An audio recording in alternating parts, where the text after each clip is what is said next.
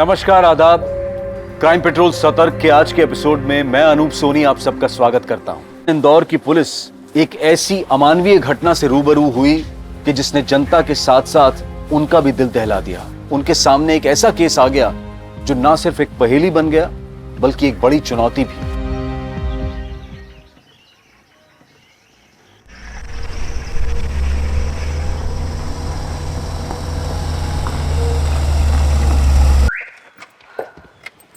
टीना, थोड़ा सामान लेके चलो, मैं अकेला कैसे लाऊंगा? किसी काम के लिए लाए हो मुझे यहाँ?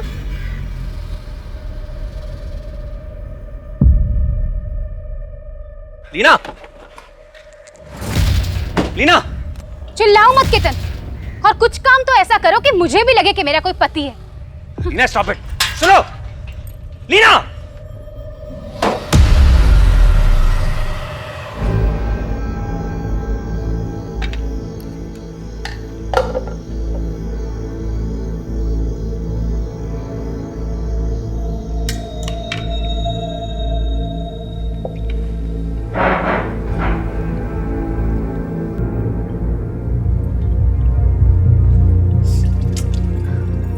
केतन, वॉश बेसिन में से पानी नहीं जा रहा है, लगता है चौक हो गया है।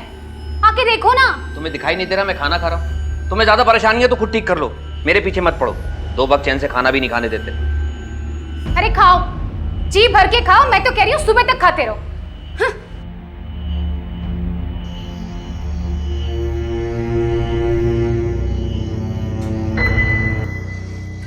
ये कैसी अजीब सी बदबू आ रही है, क्या मुसीबत है? चैन से सो भी नहीं सकते।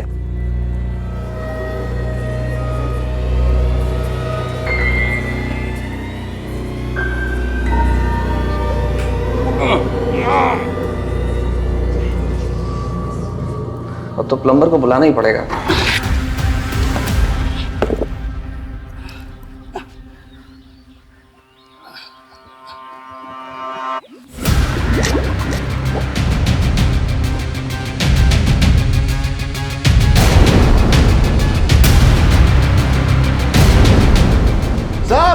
साहब जल्दी है साहब।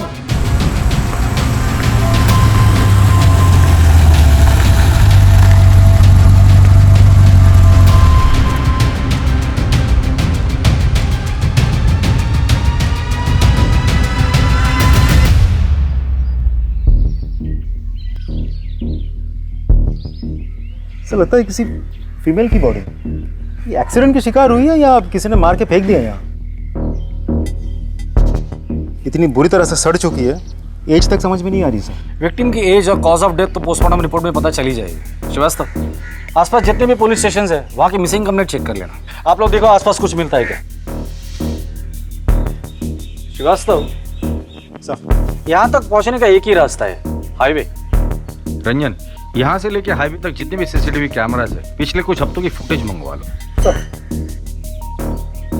आपके इस फार्म हाउस पे आपके सिवा और भी कोई आता जाता है? सर, मैं और मेरे कुछ खास दोस्त, बट बहुत रेयरली। ज्यादातर तो ये फार्म हाउस खाली पड़ा रहता है सर। तो फिर ये औरत यहाँ कैसे पहुंची? तो कौन है ये कौन है? सर, ये मनोहर, यहाँ का केयर टेकर। इस औरत को जानते हो? इसकी लाश यहाँ कैसे आई? केतन जी, आप बात करने से मना कर रखा है। अगर ऐसा ही है तो बता दीजिए हमें। सर, आप हमारा यकीन कीजिए सर, हम कुछ भी नहीं जानते इस बारे में। श्रीवास्तव, लेके चलो इसे। सर, मैंने कुछ भी नहीं किया सर। आप आइए हमारे साथ।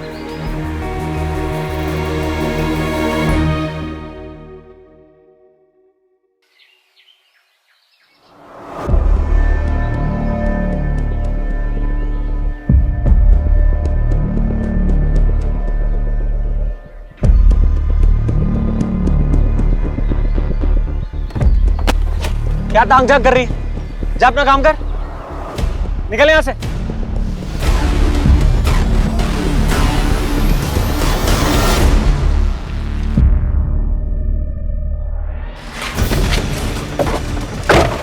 पूरा मूड खराब करके रख दिया इसने। अब देखना, ये ऑफिस में जाकर ना हमारी चुगली करेगी। अगर इसने चुगली करी ना तो मैं स्मिता की ना बैंड बजा दूंगा। तू चिंता मत करता रहा। चिंता नहीं, मुझे गुस्सा आ रहा है सुरेंद्र। ज्यादा होशियार बनती जा रही है आजकल ये, बात बात पर मेरी गलतियां निकालती है। ये तो अखिलेश सर अच्छे हैं, इसकी बात पर भरोसा नहीं करते, वरना अरे तू इसके बारे में ज्यादा मत सोच, मैं इसे देख लूंगा।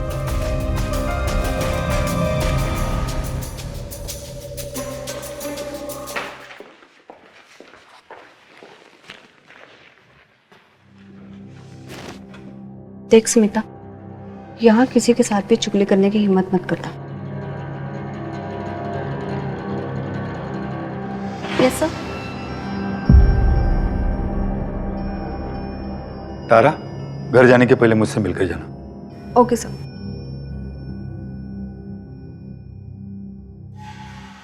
सभी देशवासियों को जनता कर्फ्यू का पालन करना है कि जनता कर्फ्यू के दरमियान हेलो। कोई भी नागरिक अच्छा घरों से बाहर न निकले, ठीक है, मैं अभी आती हूँ। न सड़क पे जाएं, डियर वाइफ, न मोहल्ले न्यूज़ नहीं में, सुनी? सोसाइटी में। घर से बाहर कोई नहीं जा सकता। पतिदेव, ऑफिस का काम है, मुझे जाना होगा। पागल हो गई? बाहर जनता कर्फ्यू लगा हुआ है। मुझे जरूरी काम है, समझो बात को। की सफलता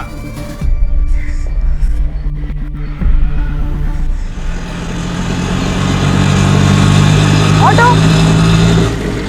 भैया प्लीज आगे तक लेकर चलेंगे, बहुत जरूरी काम है।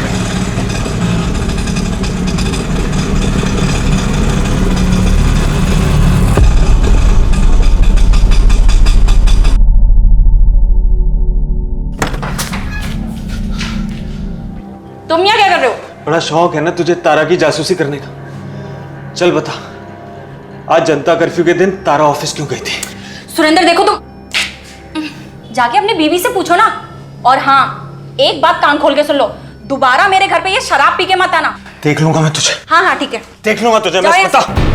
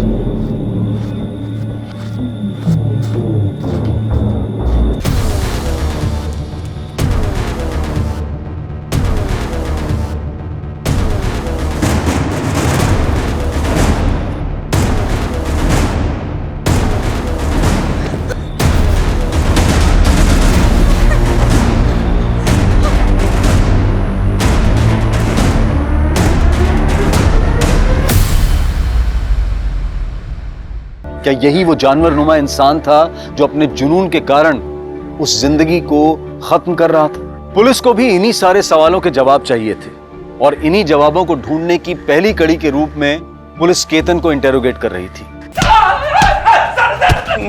मुझे कुछ नहीं पता। लेकिन हमें पता है कि तुझे बहुत कुछ पता है। सर मेरा यकीन करिए सर, मुझे कुछ नहीं पता सर। मुझे यकीन सिर्फ इन दोनों पर है। अगर ये दोनों अपने पर आ जाए ना तो मुर्दों से भी सच उगलवा लेते हैं। तू तो अभी जिंदा है। चल बोल। मुझे एक बात याद आ गई सर। बड़ी जल्दी याद आया तुझे? मेरे फार्म हाउस पे एक कुक भी काम करता था सर, निसार। वो फार्म हाउस पे अपनी बीवी के साथ रहता था। नाम क्या था? उमंग, उसकी पत्नी का नाम। फिर कुछ महीने पहले निसार, मनोहर, छोड़ो। क्या हुआ? क्यों कुत्तों की तरह लड़ रहे हो? साहब ये मेरी बीवी को छेड़ता है। नहीं साहब, झूठ बोल रहा है ये। निसार तुम जाओ यहाँ से, मैं बात करता हूँ। निकलो तुम से, चलो। साहब तेरे को कितनी बार मैंने मना किया उससे मत उलझा कर। सर मैंने कुछ नहीं किया साहब। जा यहाँ से। बहुत नैन मटक्का करती है, आशिकी का भूत सवार है तेरे सिर पे। छोड़ से। क्या पागलपन है ये? साहब देखिए, आपने मनोहर को छोड़ने को कहा, मैंने उसे छोड़ दिया, लेकिन ये मेरी बीवी है, इसे मारूं कूटू कुछ भी करो, आप बीच में मत पड़िए। बस सर, वो दिन है और आज का दिन है। निसार अपनी पत्नी के साथ कभी फार्म हाउस वापस नहीं आया। मैंने उसको बहुत ढूंढने की कोशिश की सर, लेकिन वो मिला ही नहीं। कब की बात है ये? सर 3 महीने हो गए शायद। हाँ डॉक्टर साहब, ठीक है, हम लोग आ रहे हैं हॉस्पिटल। जब तक फॉरेंसिक की रिपोर्ट नहीं आती इसे यही रहेंगे तो। और वो निसार और उमंग पता करो ये लोग कहाँ हैं, और केयरटेकर मनोहर इंटरोगेशन के लिए लेकर आओ उसे। तब तक हम लोग हॉस्पिटल होकर आते हैं। Sir hello. तो डॉक्टर साहब रिपोर्ट्स रेडी है? सर बॉडी की कंडीशन बहुत खराब हो चुकी है, हमें थोड़ा और टाइम लगेगा फर्दर इन्वेस्टिगेशन के लिए। ठीक है, लेकिन हो सके तो जल्द से जल्द कीजिए, क्योंकि आपको जितना वक्त लगेगा उतना ही वक्त क्रिमिनल को मिलेगा सबूत के साथ छेड़छाड़ करने के लिए। मेरे स्टाफ को घर गए हुए 2 हफ्ते हो गए, बट डोंट वरी, आप हमारी इनिशियल फाइंडिंग्स के ऊपर आपकी इन्वेस्टिगेशन जारी रखिए। जैसे कि बॉडी में मल्टीपल कट्स है, जिसके कारण हेवी ब्लड लॉस हुआ है। मरने वाले की उम्र 25 या 26 साल होगी। उसकी स्कल भी बहुत बुरी तरह से टूट चुकी है, उसे गला घोट कर मारा गया है। सर पर भी बहुत सारे निशान हैं, लगता है किसी बड़े पत्थर से मारा है। और हाँ, सबसे बड़ी शॉकिंग बात, इस बॉडी से हार्ट, लंग और लिवर गायब है। और यहाँ रिब केज की हड्डियों पर किसी इंसान के दांतों के निशान है। डॉक्टर साहब, क्या बॉडी के चेहरे से जो स्कल है उससे हम उसका चेहरा बना सकते हैं? I will try my level best. Thank you. इंसान के दांतों के निशान? श्रीवास्तव, कहीं ये अपराधी कोई नरभक्षी तो नहीं है?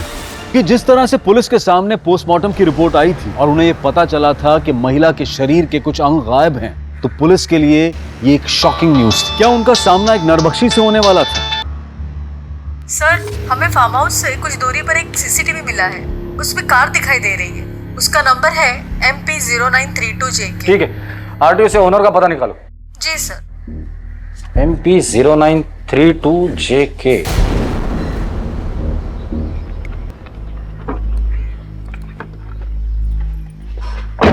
चलो भैया। मैडम, ये टैक्सी कहीं नहीं जाएगी। नहीं जाएगी? नहीं जाएगी तो रोड पे क्यों लगा रखी है? आपने घर क्यों नहीं रखते? कहाँ से आ जाते हैं नमूने कहीं के। क्या बोला? ए रुक रुक रुक, क्या बोला तूने? नमूने क्या बोला? हाँ, रुक।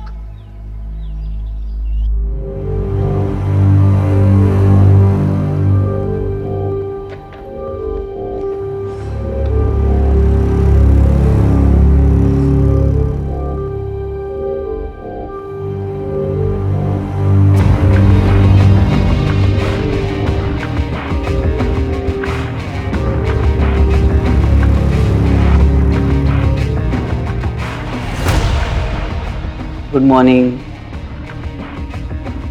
नए आए हैं आप? कौन हो तुम? मैडम, मैं विश्वास, अखिलेश सर का ड्राइवर हूँ मैडम। ये क्या हुआ मैडम आपके हाथ को? दिखाइए, मैं बाम लगा देता हूँ। पीछे हटो, मैं खुद कर लूंगी। मैडम लगा देते ना बाम।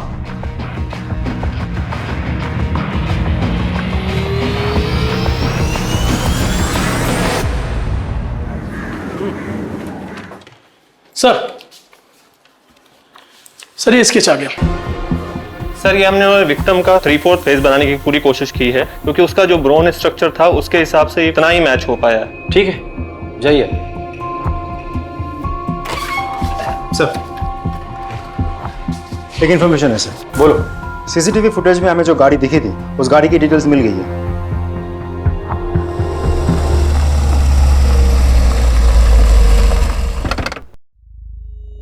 2 महीने पहले बिलावरी तालाब के पास तुम्हारी कार दिखाई दी थी। ऐसे जंगल वाले एरिया में तुम क्या कर रहे थे? सर, मैं अपनी वाइफ को ढूंढने गया था, अब वो 2 महीने से मिसिंग है। हेलो, अरे कहाँ है तू? कितनी देर हो गई है? मैं आ रही हूँ सुरेंद्र। मैं ये मुन्ना चिकन के सामने हूँ, मेन रोड पे। अच्छा ठीक है। ये बिलावली तालाब के पास। Hello hello Surendra. Hello sir, फिर उसका फोन कट गया, उसके बाद उसका कॉल आया ही नहीं। फिर मैंने भी कॉल ट्राई किया उसको, तो फोन लगा ही नहीं। फिर थोड़ी देर बाद मैं खुद वहाँ गया, पर वो वहाँ नहीं थी। आज भी मैं वहाँ जाता रहता हूँ। बीवी की फोटो है तुम्हारे पास?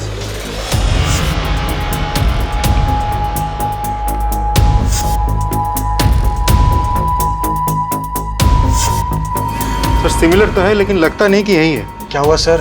दरअसल उस तालाब के पास हमें एक औरत की लाश मिली है। सर मेरी बीवी तारा सिर्फ गायब हुई है, उसके साथ ऐसा कुछ उल्टा सीधा नहीं हो सकता। तुम इतने यकीन के साथ कैसे कह सकते हो? और अगर वो गायब है तो तुमने जाके पुलिस स्टेशन में रिपोर्ट लिखवाई थी? हाँ सर, मैंने लिखवाई थी, पर फिर मैं पुलिस स्टेशन नहीं जा पाया और वहाँ से कोई फोन भी नहीं आया। तुम्हारी बीवी तारा का किसी के साथ झगड़ा था या दुश्मनी थी? सर उसकी बहन चंदा से उसका हमेशा झगड़ा रहता था। यहाँ क्या करने आई है तू? तुझे ये कहने आई हूँ कि अब देवास वाला घर तू मेरे नाम कर दे। वो घर पापा ने मेरे नाम किया है। तो मैं भी तो उनकी बेटी हूँ ना, तो उस हक से तो वो घर मेरा भी हुआ। अगर हक होता ना तेरा तो पापा तुझे जरूर तेरा हिस्सा देते। चुपचाप वो घर मेरे नाम कर दे, वरना सोच लेना तू। वरना क्या करेगी? तुझे ऐसी मौत मारूंगी ना कि तेरी रूह भी कांप जाएगी, और तेरे मरने के बाद तो प्रॉपर्टी मेरे नाम खुद ब खुद हो जाएगी। तू मेरी बीवी को मारेगी? समझती क्या है तू अपने आप को? वो तो तुम दोनों बहुत जल्द समझ जाओगे। बस सर, चंदा उसे ऐसे ही धमकी देती रहती थी। मैं तो परेशान हो गया था उनके झगड़ों से। यहाँ तक कि मैंने तारा को कह दिया था कि चंदा को प्रॉपर्टी दे दे, लेकिन तारा को अपने पापा के घर से एक इमोशनल लगाव था, इसलिए उसने मेरी बात नहीं सुनी। हालांकि सर, इस प्रॉपर्टी के लिए चंदा ने कोर्ट केस भी किया है जो पिछले साल से चल रहा है। तारा वो केस जीतने भी वाली थी। हो सकता है सर चंदा ने कुछ किया हो।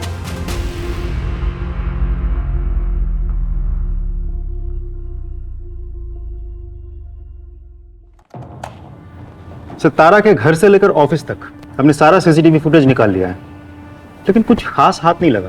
लेकिन हाँ, एक फुटेज है जहां तारा किसी गाड़ी में बैठी हुई दिखाई दे रही है। अब क्योंकि अंधेरा है तो विजुअल क्लियर नहीं है सर।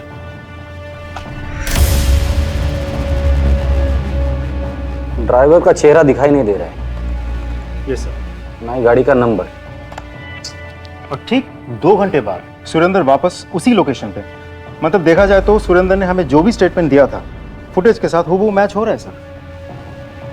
करेक्ट। सुरेंद्र ने हमें बताया था कि उसे चंदा पर शक है, तो क्या ऐसा तो नहीं कि इस गाड़ी में चंदा बैठी हो? नहीं सर, अगर चंदा होती तो तारा उसी गाड़ी में जाके नहीं बैठती। दोनों में बहुत बड़ा झगड़ा हुआ था। तो फिर कौन हो सकता है? क्योंकि तारा अपनी मर्जी से उस गाड़ी में बैठी है, इसका मतलब गाड़ी के अंदर जो कोई भी था तारा उसे अच्छे से जानती थी। कौन हो सकता सर? केतन हो भी सकता है, पर तारा और केतन के बीच कोई कनेक्शन हो, ऐसी कोई भी बात हमारे सामने अभी तक नहीं आई। श्रीवास्तव, एक काम करो, ऐसी गाड़ियां किस किस के पास है ये पता करो, और वो चंदा उसे पूछताछ के लिए बुलाकर लेकर आओ। सब मनोहर को ले आया था, गांव में छिपा हुआ था।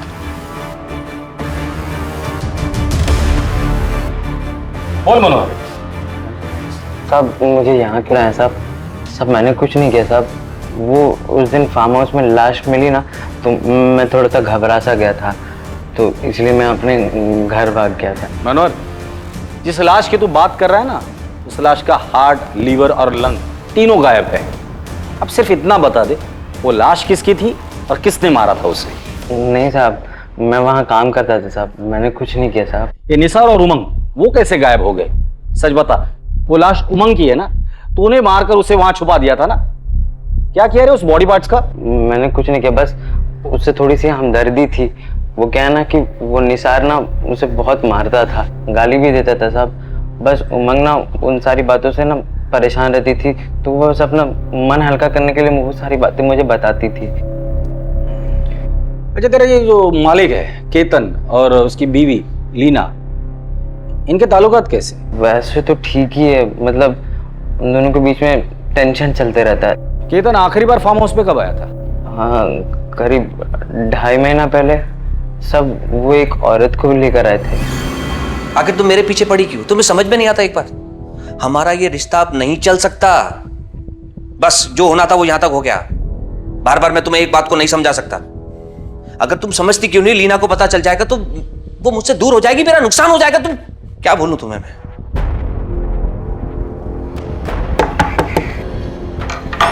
साबिर, जाओ जाओ। सब लीना मैडम के साथ वही औरत आई थी जो केतन सेठ के साथ आई थी। केतन, बहुत सच छुपा के रखा है तूने हमसे। चल अब ये बता, 2.5 महीने पहले तेरे साथ जो औरत यहाँ आई थी, कौन थी वो? सर, वो मेरी फ्रेंड रीमा थी सर। मेरा फार्म हाउस खरीदना चाहती थी, इसलिए मेरे साथ थी। और अब वो कहाँ है? पता नहीं सर, हमारी डील होने वाली थी, फिर बात बनी नहीं। एक्चुअली काफी टाइम से मैं अपनी फ्रेंड रीमा साहनी के टच में नहीं हूँ सर। सुना है किसी स्कॉलरशिप के बाद वो कोई यूनिवर्सिटी चली गई है, मगर हाँ, कुछ महीनों पहले तक वो हमारे फार्म हाउस के प्लांट में बहुत इंटरेस्टेड थी। कोई बोटेनिकल रिसर्च कर रही थी शायद। आई एम श्योर केतन ने कुछ किया होगा। इस श्योरिटी की वजह? रीमा मिली तो मुझे इग्नोर करने लगा था, और आई एम श्योर कोई और मिली होगी, इसीलिए उसे रास्ते से हटा दिया। ये सब ब्लडी कैसेनोवा 2.5 महीने पहले रीमा को लेकर आया था सर वो यहाँ। आप अपने पति पर नजर रखती थी? रखनी पड़ती है सर। और उस नजर का नाम मनोहर था? जी नहीं, मैंने एक प्राइवेट डिटेक्टिव हायर किया था, उसी ने मुझे ये सब कुछ बताया। वैसे आपकी पूछताछ पूरी हो गई हो तो क्या मैं जा सकती हूँ? जा सकती है, लेकिन हमारे परमिशन के बगैर शहर छोड़कर मत जाइए। जरूरत पड़ेगी तो दोबारा बुला लूंगा। सर, केतन और लीना दोनों के पास ही रीमा को हटाने का मोटिव था। मुझे तो लगता है इन दोनों में से किसी ने रीमा को मारा होगा।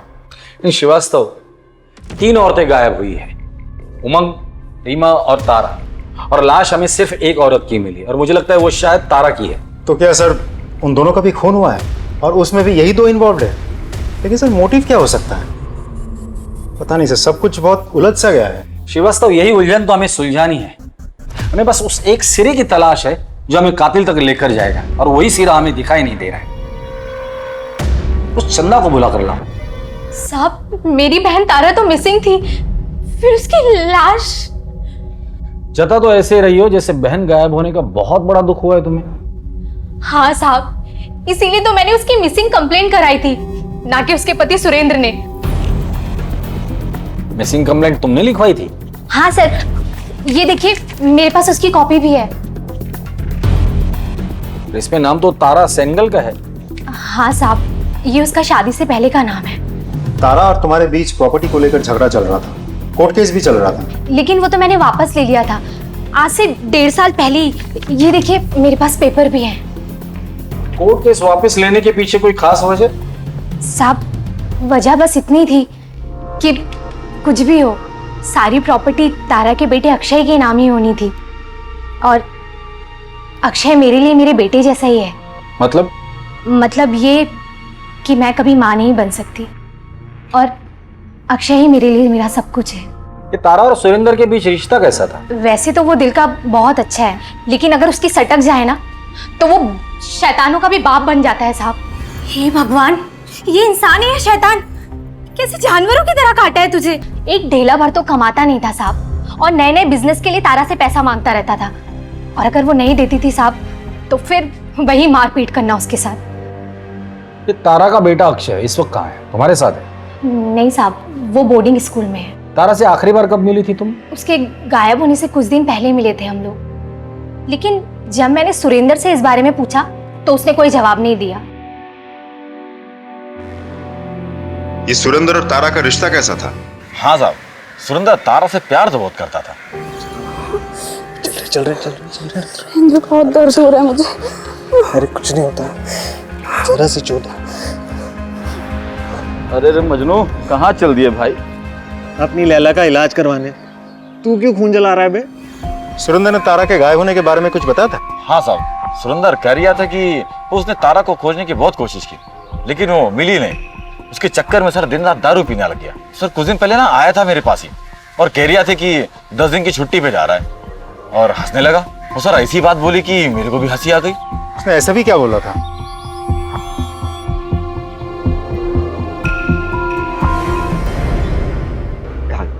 डैड, मुझे वो शर्ली को घर छोड़ने जाना है, प्लीज आपकी कार मिलेगी? आज आप कैब कर लीजिए। डिनर के लिए जल्दी आना। Thank you dad. कम।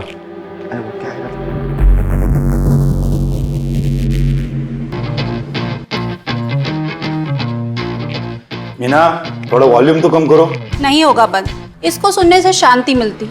शांति खामोशी में मिलती। नहीं होगा बंद, और आपको जहां शांति मिलती है ना, आप वहां जाइए।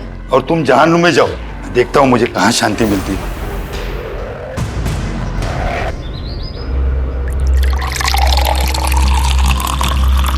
सुरेंद्र, तुम जाओ।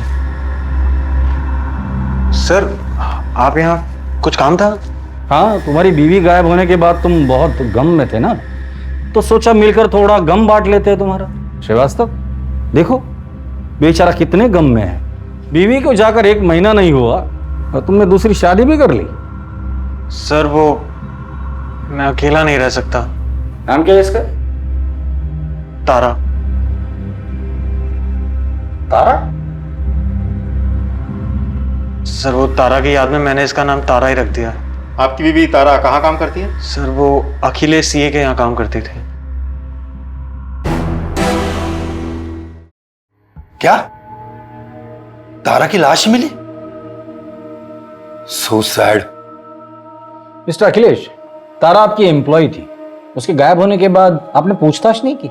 सर, मैंने उसके मिसिंग होने के बाद में कुछ सीनियर पुलिस ऑफिसर से बात की थी, लेकिन कुछ पता नहीं चला।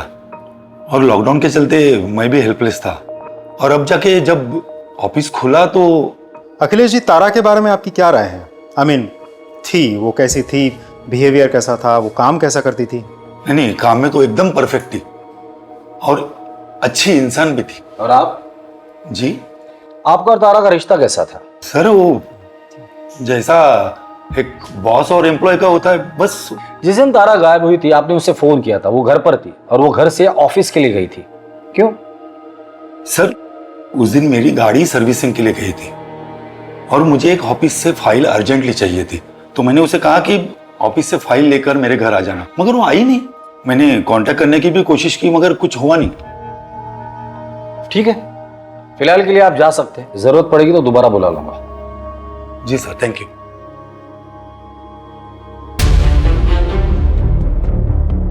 सर, एक बात मुझे समझ में नहीं आई, वो फाइल इतनी भी क्या अर्जेंट थी कि अखिलेश ने तारा को जनता कर्फ्यू के दिन ऑफिस भेजा था? हाँ सर, जब वो ऑफिस से काम खत्म करके घर जा चुका था, फिर उसे अचानक से फाइल की याद क्यों आई? बात किसी फाइल की है ही नहीं। इस अखिलेश ने हमें आधी कहानी बताई है, बात कुछ और ही है। Extra marital affair sir? हो सकता है। हाँ, लेकिन इंसान के दांतों के निशान भी तो हमें बॉडी पे मिले थे, उसका क्या? और एक्स्ट्रा मैरिटल अफेयर के साथ नरबख्शी का क्या कनेक्शन हो सकता है? बहुत स्ट्रेंज केस है सर। अखिलेश के ऑफिस और घर के आसपास उसके बारे में पूछताछ करो और उसका वो ड्राइवर उठाकर लेकर आओ उसे। वो जरूर कुछ ना कुछ तो जानता होगा जिससे हमें इस केस की लीड मिल जाएगी।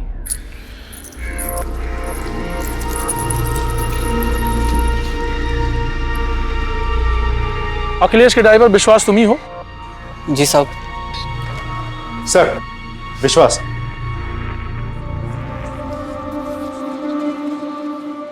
बैठ। तारा को जानता है? जानता हूं ना साहब, हाल ही में अपन उसके बस्ती में रहने के लिए गए साहब। हालांकि ये बात किसी को मालूम नहीं है, अखिलेश साहब को नहीं मालूम है। क्या हुआ साहब? हुआ तो बहुत कुछ है, फिलहाल तो इतना बता दे, अखिलेश और तारा के बीच रिश्ता कैसा था? सिर्फ मालिक और नौकर थे या और कुछ? सर, कई बार लगता तो था उन दोनों में कुछ चक्कर है। अखिलेश साहब की पत्नी मीना मैडम को भी उन पर शक था, कई बार सवाल भी पूछती थी। तुम्हारी हिम्मत कैसे हुई मुझे मेरे पति के केबिन में जाने देने से रोकने की?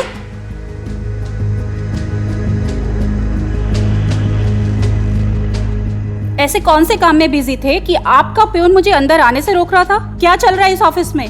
बहुत गुस्सा करती थी साहब। उस दिन फोन पर भी वो किसी से बात कर रही थी। अरे भैया, कुछ तो उपाय करो। देखो, मैं कुछ भी करने को तैयार हूँ, बस ये तारा नाम की बला से ना पीछा छूट जाए। बस मैं इतना चाहती हूँ कि तारा ना इस दुनिया से ही उठ जाए। ठीक है, जाओ तुम।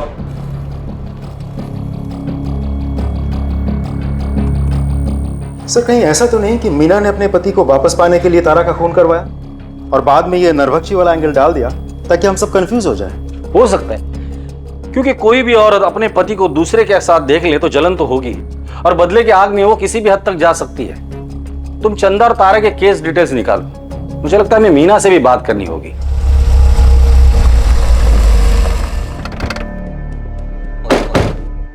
सर, अगर मुझे बदला ही लेना होता तो मैं 4 साल इंतजार क्यों करती? मैं उसे उसी टाइम खत्म कर देती जब मुझे पता चला था कि मेरे पति का चक्कर उस तारा से चल रहा है। और वैसे भी मेरे पति को क्या फर्क पड़ता है, उसे तो अपने ऑफिस में रोज खूबसूरत जवान लड़की चाहिए। तारा नहीं तो और कोई सही, लेकिन हाँ, मैं उस तारा से नफरत जरूर करती थी। ठीक है, जरूरत पड़ेगी तो दोबारा आएंगे। हाँ श्रीवास्तव, बोलो। सर, केस के बारे में चंदा ने झूठ बोला है। वो केस अभी भी ओपन है और कोर्ट में चल भी रहा है। और सबसे इंटरेस्टिंग इन्फॉर्मेशन तो यह है कि इन दिनों चंदा जिसके साथ रह रही है वो कोई और नहीं बल्कि विश्वास है, अखिलेश का ड्राइवर। उठाकर लेकर आओ दोनों को।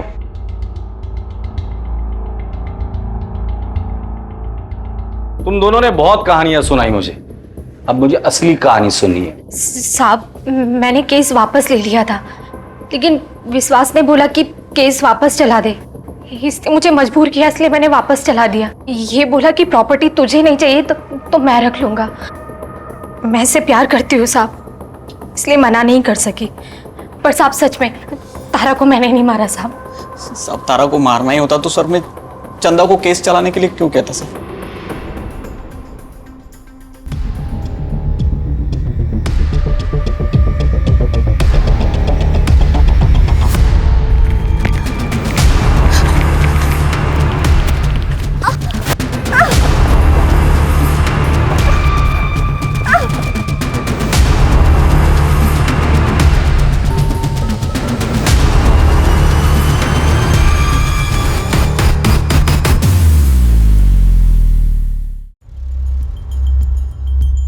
इस केस में कई सस्पेक्ट है। तारा का पति सुरेंद्र, जो तारा से बहुत प्यार जताता है, लेकिन तारा के मरने के बाद वो तुरंत दूसरी औरत से शादी कर लेता है। चंदा, कई अफेयर्स करने के बाद अब उसका अफेयर अखिलेश के ड्राइवर विश्वास के साथ चल रहा है, और अपने बहन के साथ उसका प्रॉपर्टी का केस भी चल रहा है। अखिलेश की बीवी मीना, जिसे तारा और अखिलेश के अफेयर के बारे में पता था और वो तारा से बहुत नफरत करती थी। केतन और लीना, जिनके फार्म हाउस पर तारा की लाश मिली थी। ये निसार और उमंग, ये कपल अभी भी गायब है। और सर इस सब के बावजूद तारा उस फार्म हाउस वाले एरिया में क्यों गई थी? सर कहीं ऐसा तो नहीं कि वो किसी और से मिलने गई थी, शायद केतन या लीना से, या फिर किसी और से। या तो इन सस्पेक्ट में से कोई नरभक्षी है या फिर कोई हमें गुमराह करने की कोशिश कर रहा है। हेलो, क्या?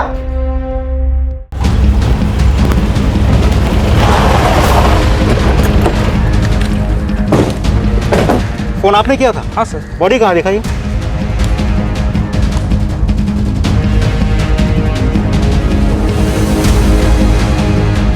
हटाओ सब।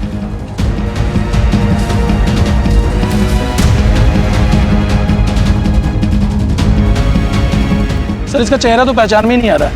सर मारने का तरीका देखा आपने? इसे भी बिल्कुल तारा की तरह ही मारा गया है। आस पड़ोस में लोगों से पूछताछ करो, किसी ने कुछ देखा है या नहीं। बॉडी को पोस्टमार्टम के लिए भेज दो।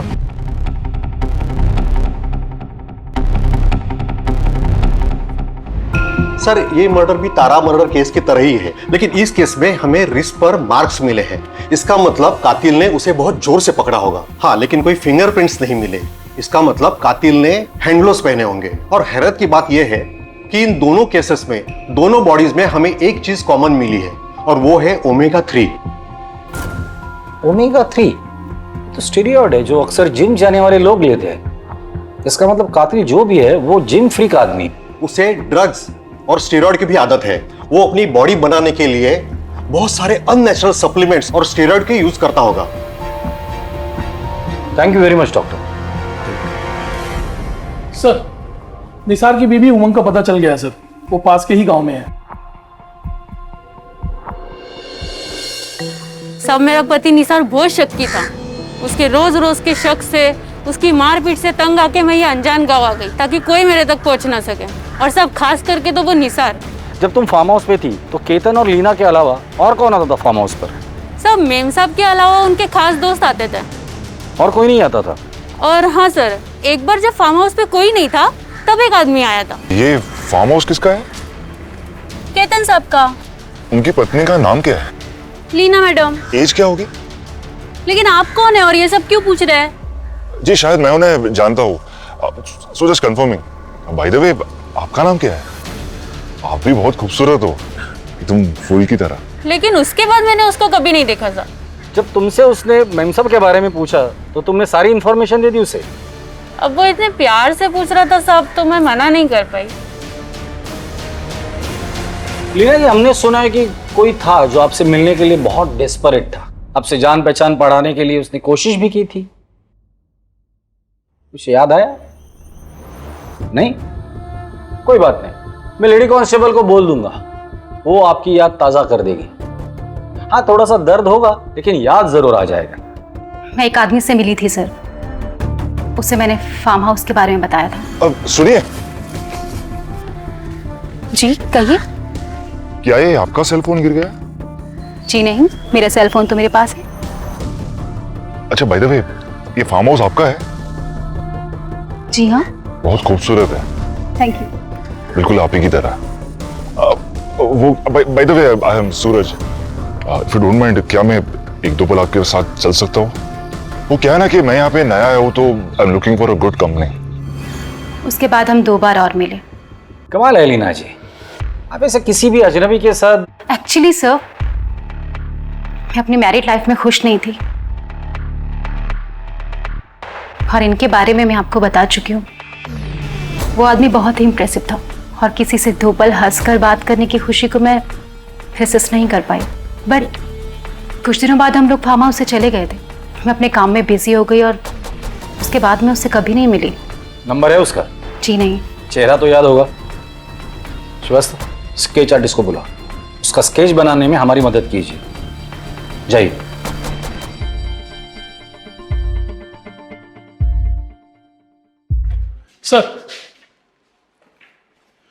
सर ये रमन है, वो जंगल वाली लाश के क्राइम स्पॉट के पास इसने किसी को देखा है। साहब उस जंगल के रास्ते पर मैंने एक अमीर आदमी को देखा था साहब, बड़ा अजीब लगा मुझे, क्योंकि वहाँ तो अक्सर मजदूर आते जाते थे। अब ऐसे रास्ते पर वो आदमी अपनी महंगी कार लाया और चला गया, कुछ समझ में नहीं आया सब। स्केच बनवा सकते हो उसका? श्रीवास्तव, स्केच आर्टिस्ट को बोलो और इसका स्केच बनवा लो। सर आप आइए मेरे साथ।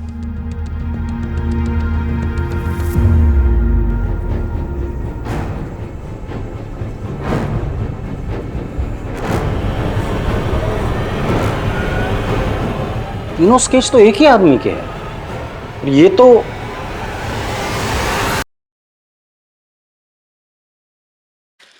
अखिलेश जी। सर आप बैठिए बैठिए बैठिए। यहीं से गुजर रहा था, सोचा आपसे मिलकर चला जाऊं। अरे कहाँ ये घास फूस खा रहे हैं आप? अरे हाँ, लॉकडाउन था ना, नॉनवेज मिला नहीं होगा आपको। हाँ सर सॉरी, मैं कुछ समझा नहीं सर। समझाता हूं। अखिलेश जी, आपने हमें बताया कि आपने तारा को ऑफिस भेजा था फाइल लाने के लिए, क्योंकि आपकी गाड़ी सर्विसिंग के लिए गई थी। पर आपने ये नहीं बताया कि आप गाड़ी सर्विसिंग से वापस लेकर भी आए थे।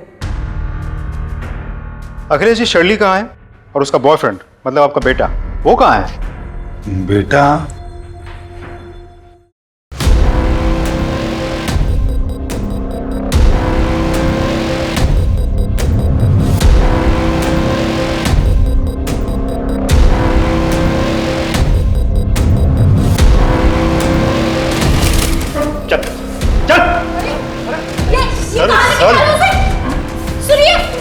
आप नहीं चलेंगे?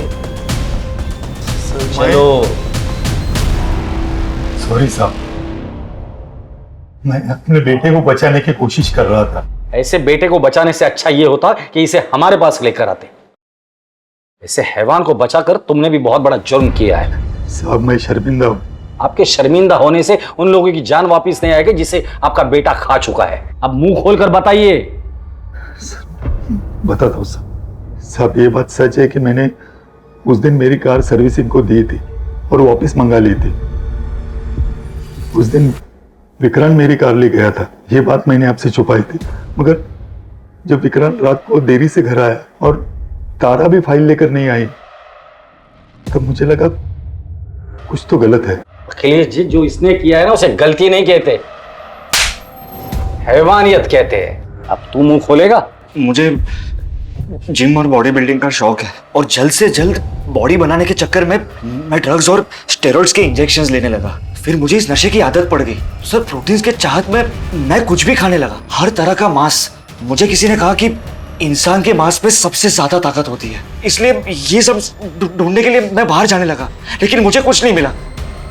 लेकिन उस दिन मुझे तारा मिली।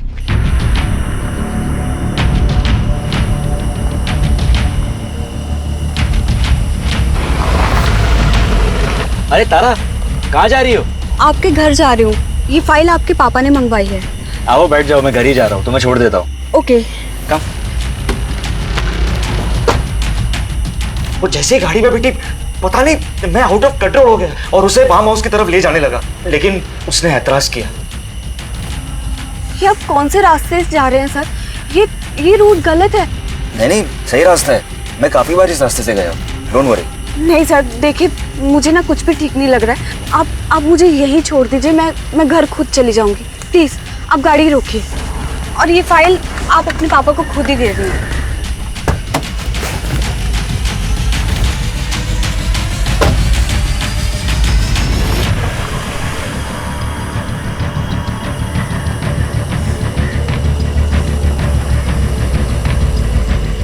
हेलो सुरेंद्र, हाँ मैं आ रही हूँ सुरेंद्र। मैं ये मुन्ना चिकन के सामने हूँ, मेन रोड पे, ये बिलावली तालाब के पास। तुम्हें मेरे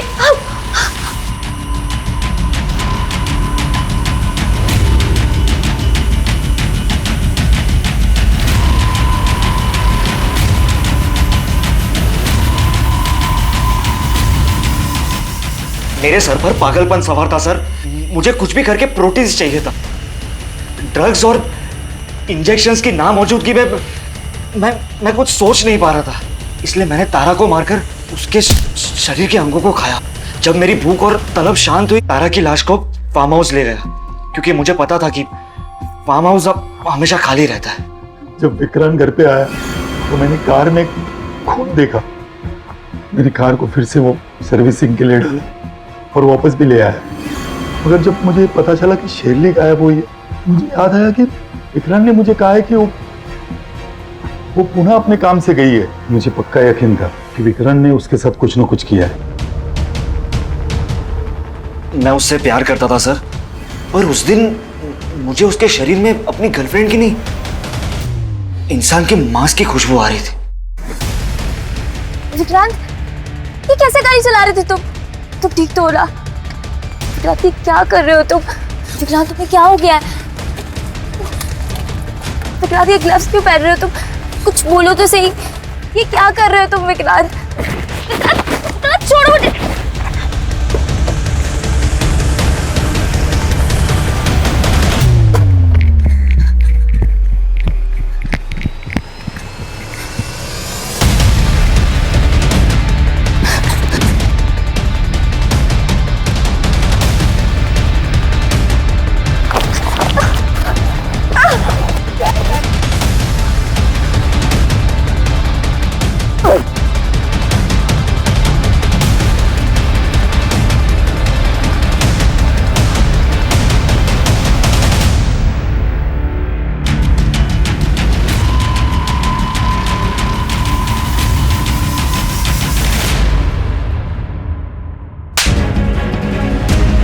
इंसान नहीं, एक नरभक्षक है, नरभक्षक, जानवर से भी बदतर।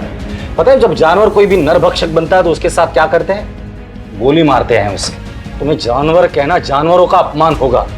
इंसानों का मांस खाकर ताकतवर बनना इंसानियत का मजाक उड़ाना है। मैं पूरी कोशिश करूंगा कि तुम्हें जल्द से जल्द फांसी हो जाए, और अखिलेश तुम्हें भी, क्योंकि एक हैवान को बचाने की तुमने पूरी की पूरी कोशिश की है।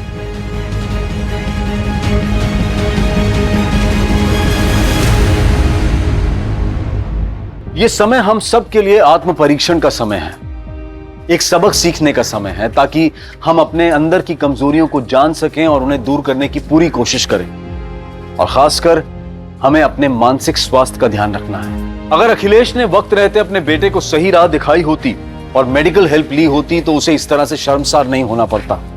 अगर विक्रांत ने अपने जुनून में स्टेरॉइड्स और इंजेक्शंस का इस्तेमाल नहीं किया होता तो वो कभी नरभक्षी नहीं बनता। और सबसे बड़ी बात, अगर सुरेंद्र तारा से लड़ने और रूठने के बजाय घटना वाले दिन उसके साथ चला जाता तो क्या तारा की दर्दनाक मौत टल नहीं जाती? अगर जुनून को सही राह मिल जाए तो पर्वत लांघे जा सकते हैं, समंदर को चीरा जा सकता है, लेकिन अगर जुनून भटक जाए तो क्या हश्र होता है वो आपके सामने है। ध्यान रखें कि कहीं आपका कोई अपना इस तरह के जुनून का शिकार ना हो रहा हो।